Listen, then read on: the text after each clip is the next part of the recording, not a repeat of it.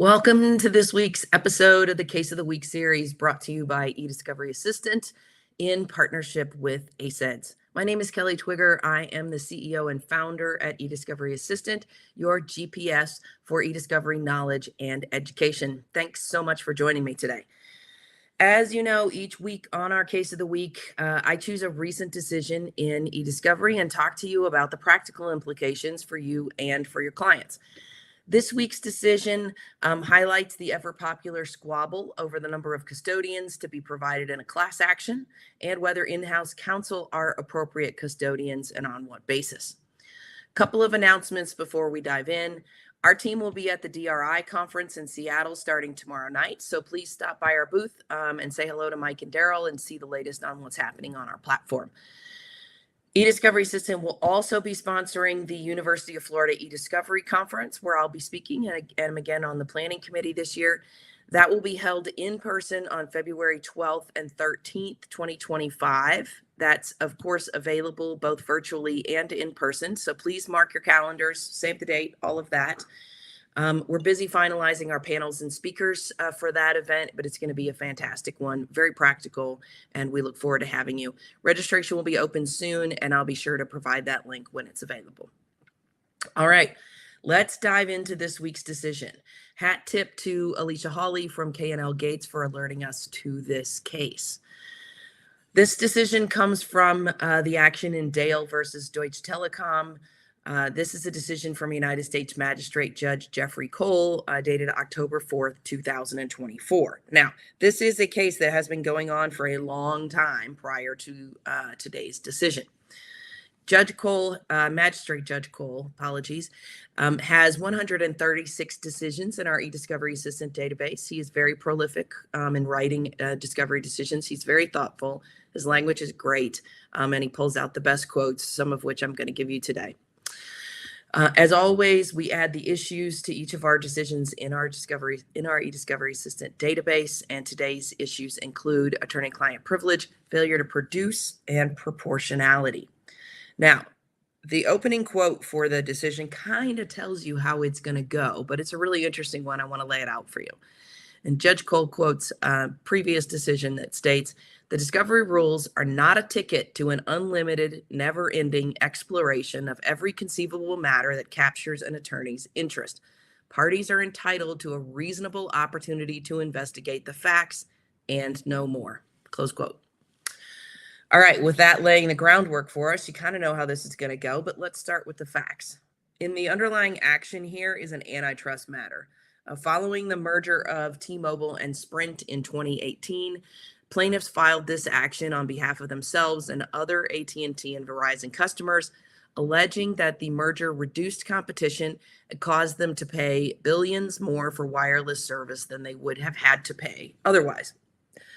Now, we are before the court here on the plaintiff's motion to compel T-Mobile to use plaintiff's proposed custodian list.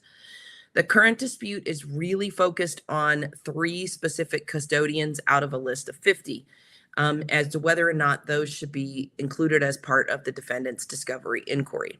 All 3 of the disputed custodians are in-house counsel for T-Mobile.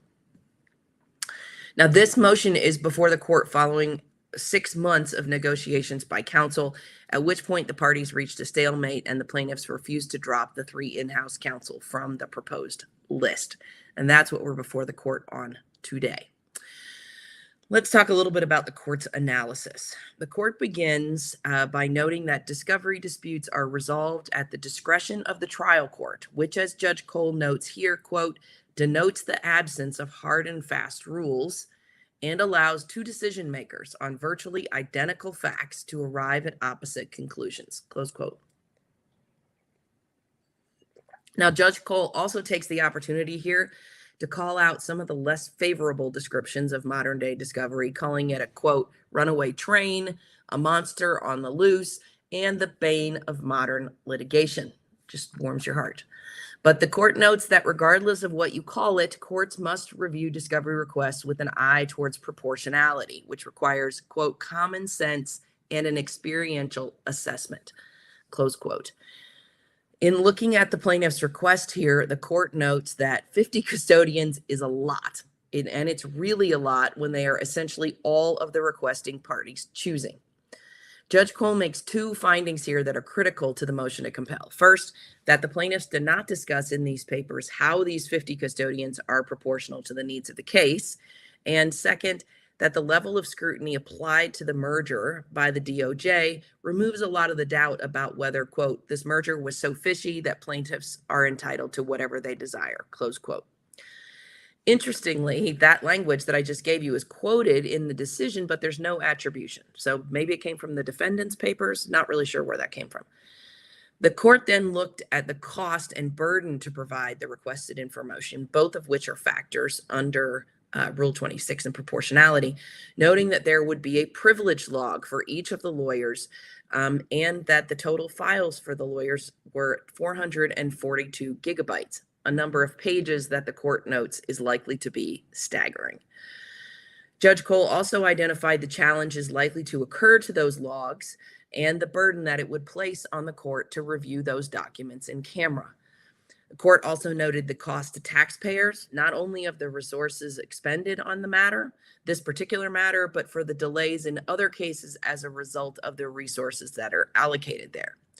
Finally, the court notes that this case is about what happened after the merger and that the three requested lawyers were involved with the facts leading into it, not setting prices after it, which is the subject of this litigation.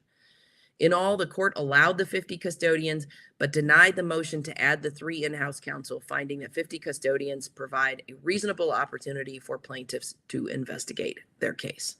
I'll say 50 is a lot. All right, what are our takeaways here? First, I shudder to think about how much time and money was spent on the 6 months of negotiations regarding this custodian list. There aren't very many facts in the decision other than the timing on the back and forth between the parties.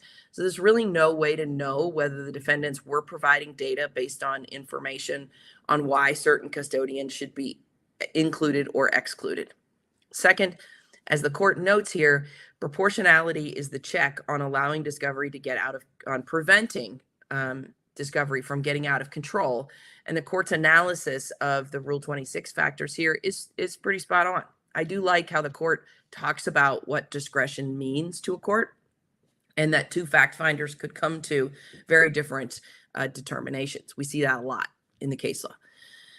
Now, I know from experience that plaintiffs in these situations fight for as much as they can get because they don't know whether and where the other side is hiding the ball.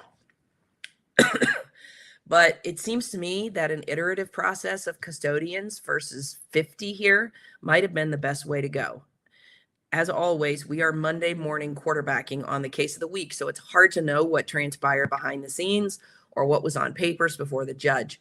But some analysis into who actually was responsible for pricing after the fact by defendants and providing that information as a backdrop to the negotiations may have limited the custodian list substantially, or at least provided an avenue to do it in an iterative fashion, where you agree to 5 or 10 custodians, you provide that information, the plaintiffs review it, they come back and say, based on those 10, we want to have these 10, and then that information happens.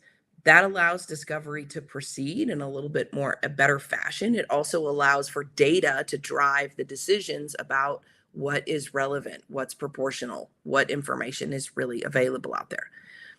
That all being said, it can also be a good strategy not to dig into the data. But as I've said many times here on the case of the week, and I'll say it again today, controlling costs and volume in discovery means that the party or parties with the data should dig into it and provide the first list of custodians and search terms. Here, it looks like that's what the defendants did. Their initial list had 29 custodians. That's reasonable in an antitrust matter. Instead of fighting about it for 6 months, why not agree to those custodians and then agree that plaintiffs can ask for additional ones if warranted based on their review of the data? The relevance of the additional custodians based on facts and documents is a much better way to proceed. And who knows, maybe some of those documents might have even provided a basis for getting documents from the in-house counsel. Now that they've had the motion and the ruling's been made, you can always raise it again with the court, but it's harder once the court's made a ruling.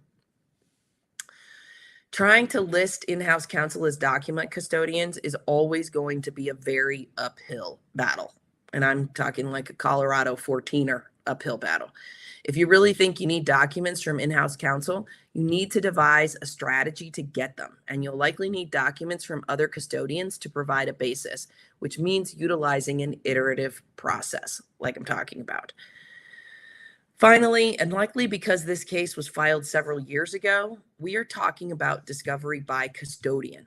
And as I've discussed here, and we've held panels on at the Masters Conference, discovery is becoming less and less custodian based. Counsel need to wrap their heads around the collaboration tools that clients are using and see how that changes the negotiation of custodians. I'm seeing the negotiation of data sources being more critical as we move forward. This case, of course, is older. The data is older. It's probably less likely to be implicating custodial collaboration tools, I should say.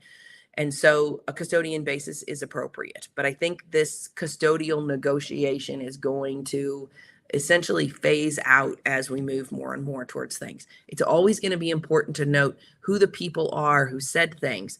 But custodian-based discovery, where you're collecting just based on custodian, likely won't be the future of eDiscovery. All right, that's our case of the week for this week. Be sure to tune in next week, whether you're watching us via our blog, YouTube, or downloading it as a podcast on your favorite podcast platform. Thanks and have a great week.